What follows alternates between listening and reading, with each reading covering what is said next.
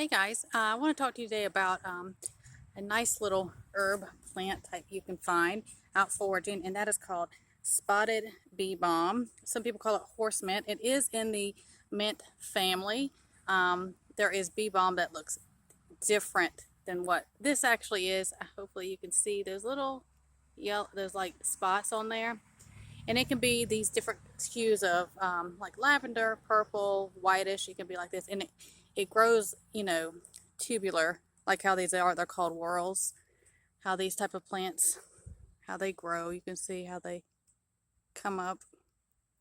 And if you break them and crush them up or anything like that, they smell like oregano. Some people will call it wild oregano, things like this, but this is a spotted bee balm, a horse mint.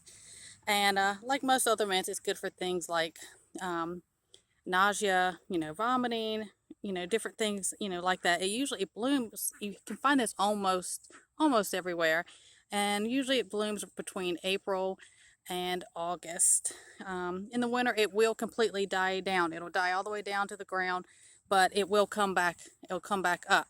Has a lot now. It is the highest of all the mints in thymol, which is really good for you. It's antimicrobial, antifungal, antibacterial, antiseptic. So this is also something that was used to treat things like ringworm. Topically, you can do a poultice and different things like that. And also internally parasites, especially hookworms. This is something that is used for that, and it treats that really well naturally. Now, a lot of natives, this was something that was always used in like a tea. You would just make a steep with this for any kind of colds or any, viral thing going on. This is really good for that.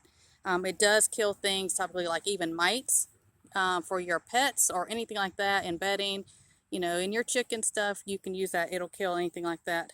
You can make different things like cough syrups from this, infused oils, infused honeys. I will put all these type of recipes and information. I will put them in the description for this since I am outside. I'll be able to write that out. Kidney disease, because it is a mild diuretic. It is good for that.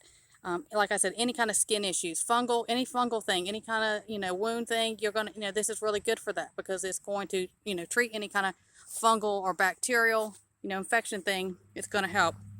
I know he's a great pollinator. It's a beautiful. A lot of people will just use it for pollinating and have it in their, in their gardens and stuff.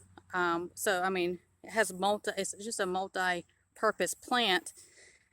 And so reduces fevers naturally. You can do this as a tea for reducing fevers, or you can even take these, wash them up, and you can chop these just a little bit, not super fine, and you put them in a bath or a child's bath, and it helps reduce a fever naturally.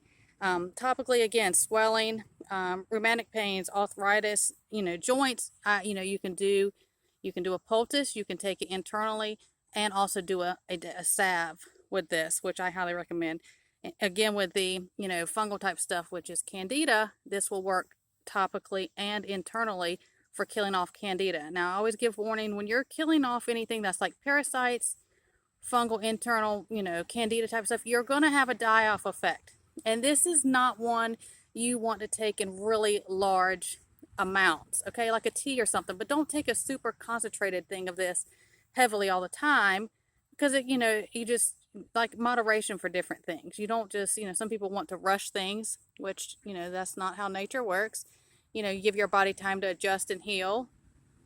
You don't take humongous doses and think, I'll just take a ton and I'll just get this done quicker.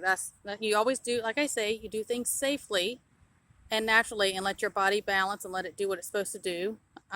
So, I always tell you that this is a warming type plant. So with that, that's why it's good for topical things, because it's going to increase blood circulation to those areas. That's why it helps with joint pain and, arthritis, anything like that. It's going to help. So it's something I want to share with you guys. I am going to harvest a lot of this. I get on my property, different places, and here we are in August.